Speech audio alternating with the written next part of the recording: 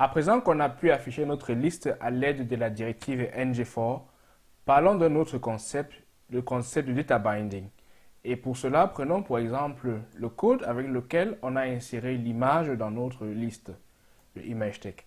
Dans plusieurs cas dans notre application, nous avons besoin de l'interaction entre notre utilisateur, la composante, et le navigateur que nous utilisons pour naviguer sur notre application. Dans ce cas, comme on vient de le faire précédemment avec l'image ou alors d'autres propriétés de l'objet qu'on a affiché dans notre navigateur, on a eu besoin de faire une communication entre notre composante et le navigateur en passant les propriétés pour améliorer l'affichage des données et pour améliorer le comportement dans la liste. Mais dans un autre cas, on a besoin de réagir à l'événement que l'utilisateur va créer par un clic par exemple sur un bouton ou alors ce que le navigateur va renvoyer comme événement lorsque une valeur va changer. Dans ce cas-là, on parlera d'event binding, différent du property binding dans le premier cas. Mais on remarque que dans les deux cas, la communication s'effectue uniquement à un seul sens. C'est pour cela qu'on parle plus très souvent du one-way data binding. Mais il peut arriver des cas où on a besoin de profiter des avantages qu'offre à la fois le property binding et à la fois l'event binding. C'est pourquoi on parlera de two-way data binding, parce que là, on va faire la combinaison entre l'event, ou alors l'événement, et la propriété, ou encore le property. Dans le cadre de notre image que nous avons écrit dans l'application, nous avons fait passer l'URL de l'image à travers la source en utilisant l'interpolation. C'est une forme de property binding également. Cette forme peut être très utile, par exemple, lorsqu'on veut passer l'URL comme paramètre d'un autre URL qu'on prend par exemple d'un serveur en externe. Dans cette forme d'interpolation, tout fonctionne de façon unidirectionnelle parce que nous prenons la propriété image URL que nous passons à une cible qui est la source. On peut réécrire par contre la source de notre image en utilisant les crochets. Dans ce cas, on va enlever les doubles accolades et passer juste le paramètre à la source concernée. Dans ce cas, deux choses vont intervenir. La cible contrainte qui sera écrite systématiquement entre les crochets et dans l'apostrophe, nous aurons à écrire la source contrainte, dans notre cas l'image URL. Cette condition doit être remplie pour pouvoir créer le property binding. Donc, cela fonctionne une fois de plus de façon unidirectionnelle. Prenons la propriété de la composante et la passer à la cible qui est la propriété source de l'image en HTML. À présent, appliquons quelques exemples de property binding dans notre application à nouveau. On peut modifier désormais la source que nous avons écrite plus haut en passant avec le property binding. Donc pour cela, juste remplacer, mettre les crochets. Et là, on a la possibilité d'enlever désormais la double accolade dans ceci. Une chose qu'on peut passer aussi avec le property binding, c'est par exemple l'attribut title. Pour permettre, lorsqu'on va mettre la souris sur notre image, cela va afficher le titre en fait de l'image sur laquelle on a mis la souris. Donc pour cela, on peut passer le nom comme étant le title. On peut faire la même chose avec différentes propriétés natives de HTML de l'image. Par exemple, le alt, c'est-à-dire la propriété d'expression qui va s'afficher avant que notre image ne soit chargée ou au cas où notre image n'est pas affichée. On pourra passer par exemple également hotel name.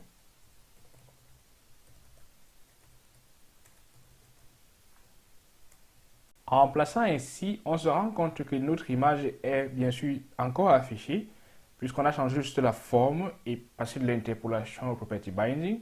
Mais maintenant, en passant la souris au-dessus, on voit que le titre va être affiché avec le nom concerné de l'image, du moins le nom de l'hôtel que nous avons affiché. Nous avons notre template qui n'est pas bien affiché ici. On peut corriger cela en ajoutant quelques classes pour améliorer l'affichage de notre application. On se rend dans le app component pour HTML. Et là, on va insérer un div qui contient la classe container de Bootstrap. Et là, on pourra envoyer notre titre à l'intérieur. Et pour plus d'espace, on peut ajouter des marges avec MB5 pour dire margin bottom 5 et MT5 pour dire margin top 5. Changeons également le titre qui va s'afficher. Pour le moment, c'est Coolistech Application qui est affiché. Donc là, on va effacer ça, on va remplacer dans le app component.ts la valeur ici comme étant gestionnaire hôtel. Nous avons pu corriger l'affichage de notre application et nous avons passé en revue quelques techniques pour appliquer le property binding. Maintenant, ajoutons une fonctionnalité qui va nous permettre de manipuler l'event binding et plus tard le two-way data binding. Donc pour cela, on va ajouter un bouton juste là qui va nous permettre de cliquer dessus et cela va afficher ici un badge qui va afficher l'expression nouveauté. Dans la liste juste en dessous de la description, on va ajouter ce badge là avec un span.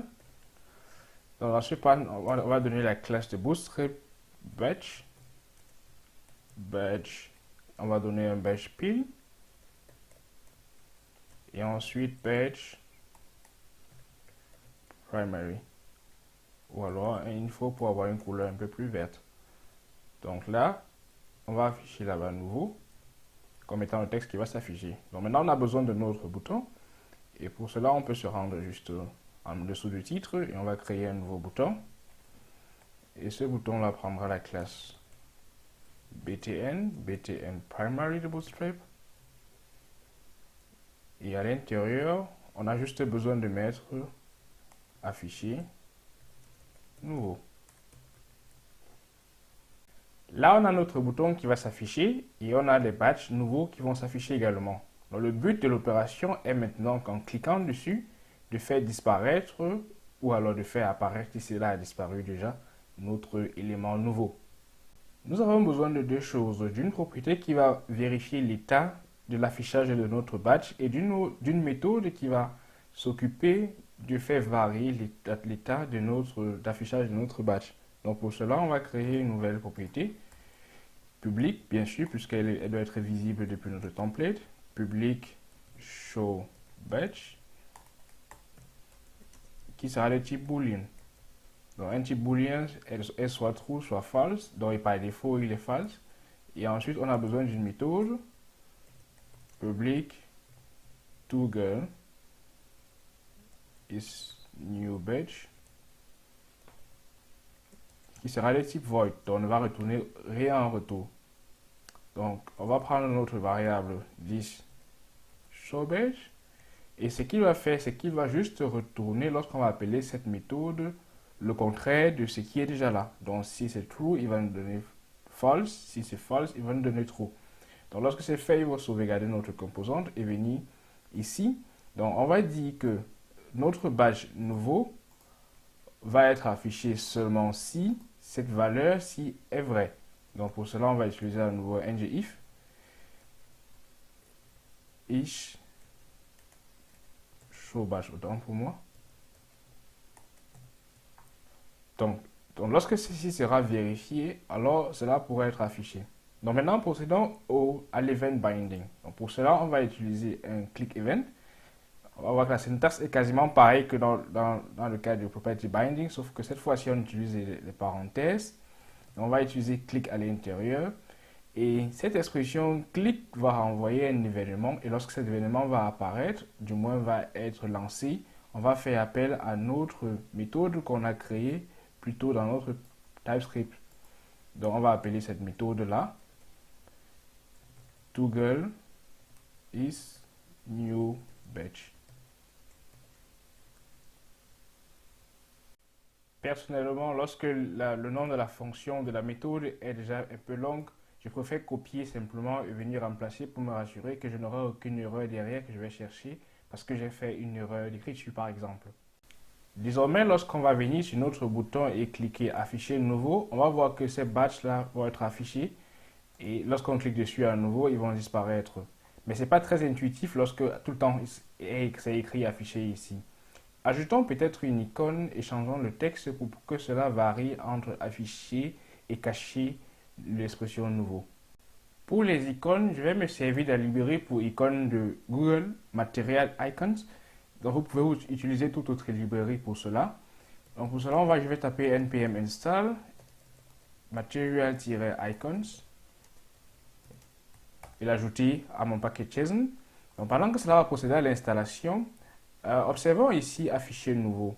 Donc on peut dire par exemple qu'on ne veut pas seulement afficher, mais qu'on veut cacher lorsque cela sera affiché. Donc pour cela, on va utiliser à nouveau l'interpolation ici. Et on va utiliser la condition. Donc la condition, c'est, on a l'expression show batch qu'on utilise plus bas déjà. Donc en JavaScript, on peut écrire la condition de cette façon-ci, avec le point d'exclamation pour dire si cette condition est vraie. Donc si show batch est true, alors dans ce cas, on veut cacher. Donc on va afficher le texte caché. Sinon, avec 2 points, on va afficher plutôt le texte affiché. Donc ainsi, on peut varier. Lorsque ça sera vrai, on va cacher. Lorsque ça sera faux, on va afficher. Donc maintenant que l'installation de ma librairie pour icône a été terminée, je vais l'importer dans mon style.css. Donc ça serait à nouveau avec import. On peut utiliser l'expression import et on peut vérifier si on le veut à nouveau dans les autres modules. Là, on va se rendre compte que Material Icons a été installé correctement. Donc avec import, on peut importer simplement ça avec le tilde à nouveau. On va référer à Material Icons du moins au autre module. Là, on peut écrire Material Icons. Donc en faisant une vérification dans le dossier de notre module, on va se rendre compte qu'il y a un dossier icon font. Et là, on va prendre material-icons.css. Donc lorsque c'est fait, on va revenir dans notre liste et on peut ajouter en plus de ceci, en plus du texte qui nous est affiché, on peut également ajouter une icône désormais. Donc l'icône qu'on va ajouter, pour cela, on va prendre un span avec la classe Material Icons. Pour avoir davantage d'informations sur les icônes qui sont disponibles avec Material Icons, il y a le site material.io/icons qu'on peut consulter pour voir toute la liste des icônes disponibles. Donc là, je vais ainsi dire que avec l'interpolation, s'il y a show batch, si cela est vrai à nouveau, il y a une icône avec Material Icons qui s'appelle Visibility Off. Donc sinon, cela va prendre l'icône Visibility. Visibility, autant pour moi. Là, on peut voir le résultat dans l'application. On a désormais affiché de nouveau avec une icône qui est affichée à côté. C'est pas très centré, on va corriger ça tout à l'heure avec les classes de Bootstrap. Mais en cliquant dessus, on va voir que le nouveau va s'afficher comme d'habitude. Mais maintenant, ça s'affiche plutôt caché. Donc l'icône n'a pas pris parce que le nom de l'icône n'a pas été correctement écrit. Là, on va le vérifier. Mais là, on peut cliquer là et on voit que ça varie désormais. En regardant dans le code, on peut se rendre compte que là, on a fait une erreur dans l'écriture de show batch. Donc, on a remplacé D et G.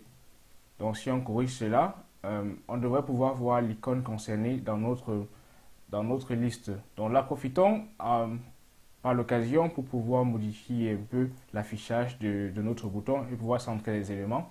Là, on peut ajouter, par exemple, un display flex, une classe de Bootstrap qu'on peut utiliser, un display flex, pour pouvoir centrer tous les éléments au milieu.